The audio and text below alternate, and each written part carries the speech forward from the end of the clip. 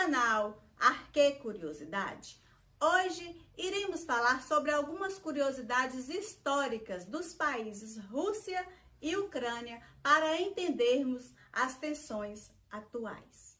Os conflitos entre Rússia e Ucrânia voltaram a chamar a atenção nas últimas semanas e tiveram o seu ápice nesta quinta-feira, dia 24 de fevereiro, onde tropas russas invadiram o território ucraniano.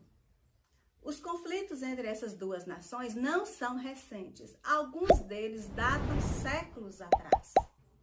Vou apresentar para vocês alguns momentos históricos de maior relevância para que vocês possam entender o contexto atual. Russos e ucranianos têm a mesma origem. As populações ucraniana e russa compartilham ancestrais comuns, que são os povos eslavos do Oriente. Por volta do século IX d.C., formaram um estado medieval chamado Rússia de Kiev, cuja sede era justamente onde hoje fica a capital ucraniana, Kiev. Historicamente, a região da Ucrânia sempre esteve dominada. O país já foi parte da Polônia, da Lituânia e no século XVIII, uma porção grande foi anexada ao Império Russo. Não podemos deixar de falar sobre a Crimeia. Depois da guerra entre os impérios russo e otomano, a península da Crimeia, localizada no sul da Ucrânia, foi anexada em 1783 ao território da Rússia e desde então era controlada pelo país russo.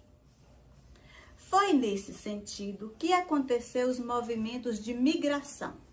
Ao longo de todo o período de domínio russo, na Crimeia, existiram diversas ondas de migração populacional, voluntária ou involuntária. Por isso, hoje, há muitos ucranianos morando em território russo, assim como muitos russos vivendo em áreas da Ucrânia. Então, começa o toma lá da cá. Em 1954, a partir de uma decisão do primeiro secretário do Partido Comunista da União Soviética, a Crimeia deixou de ser parte da Rússia para se transformar em território ucraniano, apesar de ainda compor o conjunto soviético. O problema se torna latente apenas depois da dissolução da União das Repúblicas Socialistas Soviéticas em 1991. Pois a Crimeia permaneceu como território da Ucrânia, embora sua população fosse principalmente de russos. E neste sentido, os conflitos se acirram. A partir dos anos 2000, as tensões ficaram mais críticas. A Rússia, por querer resgatar a sua influência internacional, como era no auge da Guerra Fria, ainda enxerga a Crimeia como um território importante para sua esfera de influência no jogo geopolítico. A Ucrânia, por sua vez, se divide. Uma população de origem russa prefere a manutenção da aliança com Moscou e leva em conta os laços ancestrais comuns. Ou seja, eles levam em conta que as nações desde da antiguidade são irmãs. Já a outra parcela do povo, majoritariamente ucranianos, entende a aproximação com o Ocidente, em especial com a Europa Ocidental, os Estados Unidos e a Organização do Tratado Atlântico Norte, que é a OTAN, como garantia de sua independência e autonomia, aliás, e que é recém-conquistada.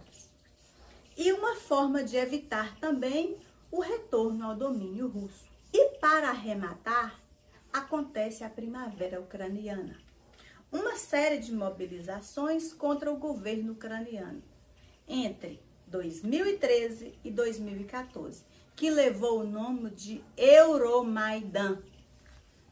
Na época, ocorriam negociações a respeito da entrada da Ucrânia na União Europeia.